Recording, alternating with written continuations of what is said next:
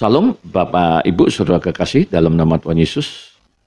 Kembali dapat bersua dengan saudara yang hebat-hebat dimanapun saudara berada. Khususnya Jemaat GBI Apia yang ada di CBD Polonia, Cemara, Setiabudi, Stabat, dan juga yang ada di POSPI Binjai. Tuhan Yesus memberkati. Haleluya.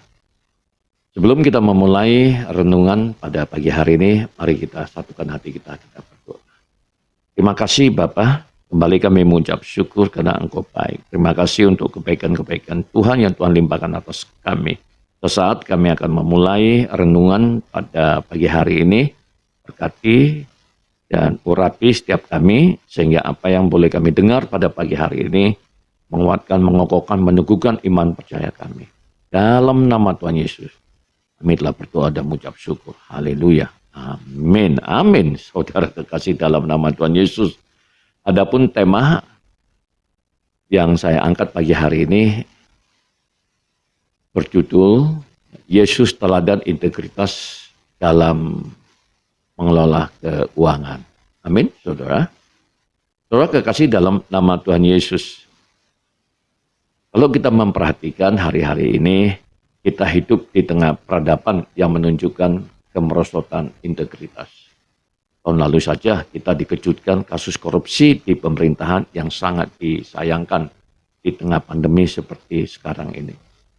Lalu ada beberapa kasus integritas di lingkungan gereja dalam hal kekudusan, keuangan, dan kekuasaan yang menimbulkan pertanyaan. Apakah integritas masih dijunjung tinggi dalam kehidupan orang percaya? Itu pertanyaannya. Jangan-jangan nilai-nilai kekristenan yang selama ini dikembangkan sebenarnya hanya berupa topeng saja. Apa sih definisi integritas? Integritas menurut Kamus Besar Bahasa Indonesia atau KBBI adalah mutu, sifat, atau keadaan yang menunjukkan kesatuan yang utuh sehingga memiliki potensi dan kemampuan yang memancarkan kewibawaan dan kejujuran. Kesatuan yang utuh di sini dapat dipahami sebagai kesamaan antara pikiran, hati, dan tindakan. Orang yang berintegritas adalah orang yang sama ketika sedang sendirian dan ketika berada di halayak ramai. Tidak ada perbedaan, baik dari sifat maupun karakternya ketika ditempatkan di keadaan apapun. Siapa teladan kita sebagai orang percaya dalam hal integritas? Menurut saya, Yesus adalah teladan agung yang betul-betul menunjukkan karakter berintegritas, baik dari dalam maupun dari luar. Yesus memang mengemban misi dari Bapa untuk menyelamatkan umat manusia dari dosa. Tetapi selama dia di dunia, apa yang dia lakukan dan katakan itu menjadi contoh bagi orang percaya untuk belajar bagaimana hidup berintegritas. Dalam renungan kali ini kita akan mendengarkan contoh Yesus berbuat dan katakan, ya, khususnya dalam hal mengelola keuangan. Saudara, ya, berbicara tentang integritas pengelolaan keuangan, maka kita bisa membuka Alkitab kita dari Matius 25, ya, Matius pasal 25 ayat 14 sampai ayatnya yang ke-30. Nanti saudara bisa baca ya. Sendiri tentunya ya, saya tidak akan membacakan semuanya ya. Perumpamaan tentang talenta dalam Matius pasal 25 ayat 14 sampai ayat 30 ini sesungguhnya berhubungan dengan kedatangan Tuhan Yesus. Namun demikian dari dalamnya dapat ditemukan prinsip-prinsip manajemen atau pengelolaan keuangan. Karena berbicara mengenai 3 orang yang dipercayakan harta berupa talenta oleh tuannya. Amin, saudara. Ya. Masing-masing dipercayakan kepada mereka 5, 3, dan 1 talenta sesuai dengan kesanggupan mereka dalam pandangan tuannya. Nanti saudara bisa baca di Matius 25 ayatnya yang ke-15 ya. Lalu 2 hamba yang dipercayakan 5 dan 3 talenta menginvestasikannya sehingga menghasilkan laba 2 kali lipat banyaknya. Sementara itu yang dipercayakan 1 talenta menguburkan uangnya di dalam tanah sehingga tidak menghasilkan apapun. Ketika tuannya datang, ia meminta pertanggungjawaban atas harta yang dipercayakan kepada mereka. Menurut tuannya, kedua hamba pertama adalah baik dan setia, sebagaimana dicatat dalam Matius pasal 15 ayat 21 dan ayat 23. Sebab mereka mengelola dengan sebaik-baiknya apa yang dipercayakan untuk kepentingan tuannya, sehingga mereka mendapatkan kepercayaan yang lebih dan mendapat kebahagiaan yang sama dengan tuannya. Namun, hamba ketiga didapati sebagai hamba yang jahat dan malas. Ia berpendapat bahwa tidak ada gunanya mengusahakan laba yang menguntungkan tuannya, sehingga ia menerima hukuman yang setimpal. Saudara, prinsip-prinsip yang dapat diambil dari perumpamaan ini adalah sebagai berikut. Pertama, Allah adalah pemilik segala sesuatu. Amin. Seorang penata layanan keuangan adalah hamba yang dipercayakan harta oleh tuannya, sebagaimana dicatat dalam ayat 14. Hamba bukanlah pemilik karena segala sesuatu adalah milik tuannya. Amin, saudara. Implikasinya adalah apapun yang tuannya inginkan harus dilakukan.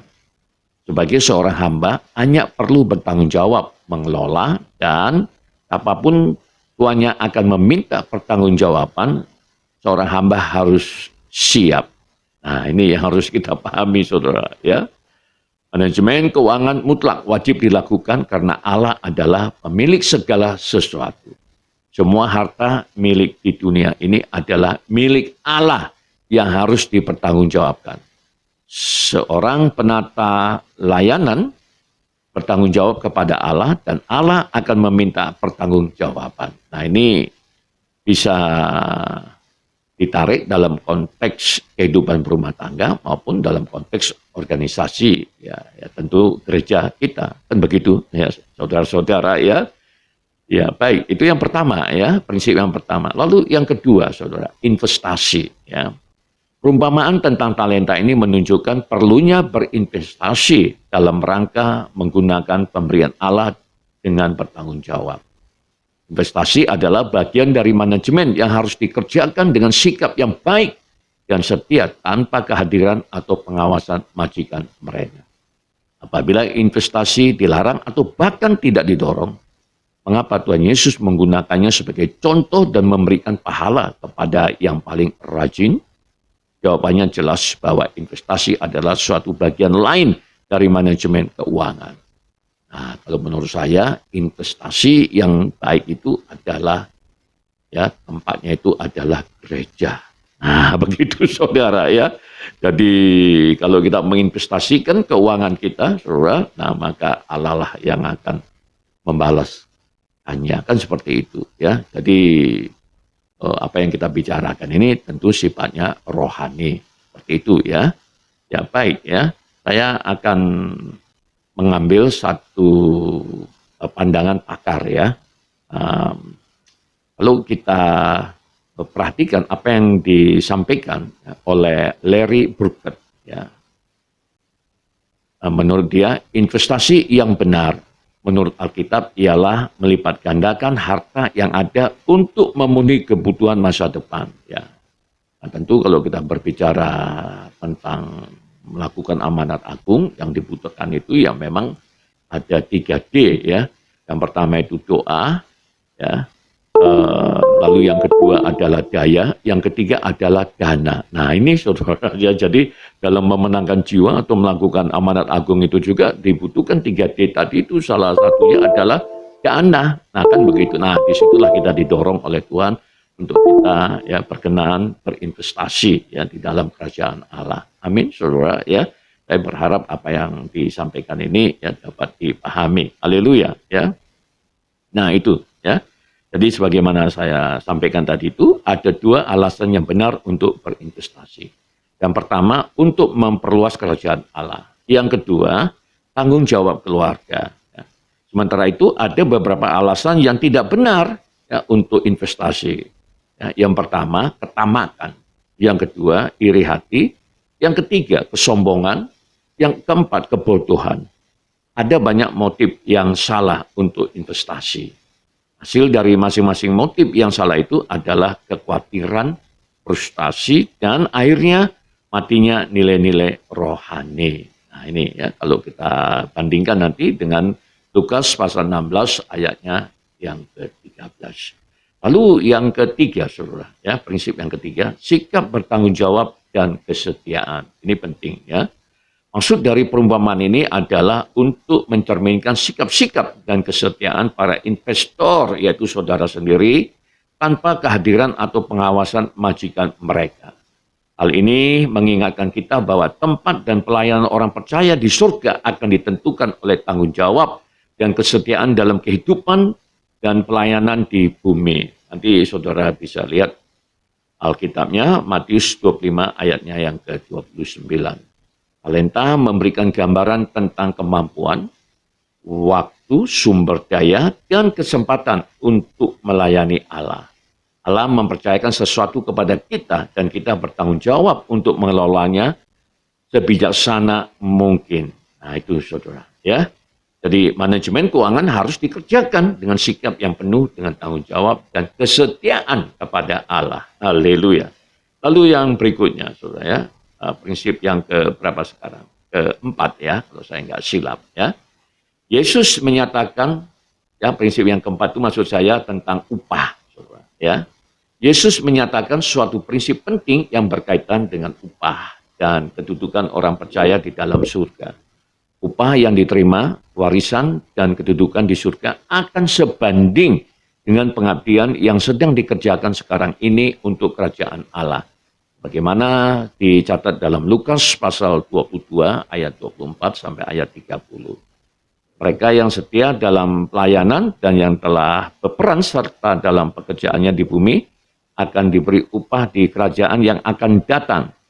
Mereka bahkan akan diberi tugas yang lebih besar. Mereka yang memiliki tingkat kesetiaan yang lebih rendah dan menerima lebih sedikit kedudukan dan tanggung jawabnya. Nah itu saudara ya. Jadi prinsip manajemen keuangan dalam perumpamaan tentang talenta ini adalah sebagai berikut. Yang pertama, manajemen keuangan harus dilaksanakan dengan bertanggung jawab karena Allah adalah pemilik segala sesuatu yang akan meminta pertanggungjawaban atas harta yang dipercaya. Lalu yang kedua, investasi adalah bagian dari manajemen yang harus dikerjakan dengan sikap dan alasan yang benar. Yang ketiga, manajemen keuangan harus dikerjakan dengan sikap yang penuh dengan tanggung jawab dan kesetiaan kepada Allah. Dan yang keempat, upah dalam kerajaan Allah yang akan datang akan diberikan bagi setiap mereka yang melakukan tugas manajemen keuangan dengan setia. Haleluya. Ya, saya pikir demikian saudara untuk apa yang boleh saya bagikan pada pagi hari ini.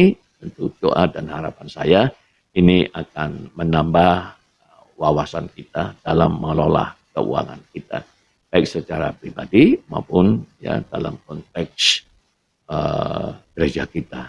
Amin. Ya, mari kita satukan hati kita berdoa. Haleluya. Bapa, kami mengucap syukur Tuhan karena Engkau baik. Terima kasih untuk kebenaran firman yang boleh kami dengar. Biarlah kembali itu akan membimbing kami, menuntun kami, bahkan firman-Mu yang menggembalakan kami sehingga kami mengerti, memahami tentang mengelola keuangan kami, ya Allah. Terima kasih Bapa. Secara khusus hamba-Mu berdoa, ya Tuhan Yesus, oh mari Bapa kami berdoa untuk para pemimpin kami, ya Tuhan Yesus, tim penggembalaan, biarlah kiranya hikmat, marifat, pengertian, pewahyuan tercurah atas mereka. Bahkan kami juga berdoa bagi gereja-gereja di mana kami bertumbuh ya Tuhan. khususnya yang ada di lingkungan PBI Apia, baik yang ada di Medan, Cemara, Setiabudi, Stabat, bahkan POSPI yang ada di Binjai. Tuhan berkati, Tuhan pakai gereja-gereja Tuhan ini, sehingga melalui pelayanan banyak jiwa-jiwa dimenangkan. Bahkan kami menyerahkan setiap umat-umat-Mu Tuhan dalam tangan kuat kuasa Tuhan. Lindungan-Mu yang sempurna turun atas kami di dalam nama Tuhan Yesus. Terima kasih. Saat kami akan mengakhiri renungan pada pagi hari ini, namun kami rindu untuk menerima berkat daripada Allah. Mari sahabat yang dikasihi dalam nama Tuhan Yesus, jemaat-jemaat Allah, arahkanlah hatimu ke surga, terimalah berkat anugerah sukacita damai sejahtera dari Allah Bapa di surga, cinta kasih Yesus Tuhan yang sempurna, dan persekutuan dengan Roh Kudus yang manis. Itulah yang menyertai kita hari ini, Maranatha, sampai Tuhan Yesus datang kedua kali, menjemput kita di awan-awan permai. Kita yang percaya dan telah diberkati bersama-sama, kita katakan amin. Amin, saudara-saudara. Terima kasih sudah mengikuti program ini. Tuhan Yesus memberkati. Shalom.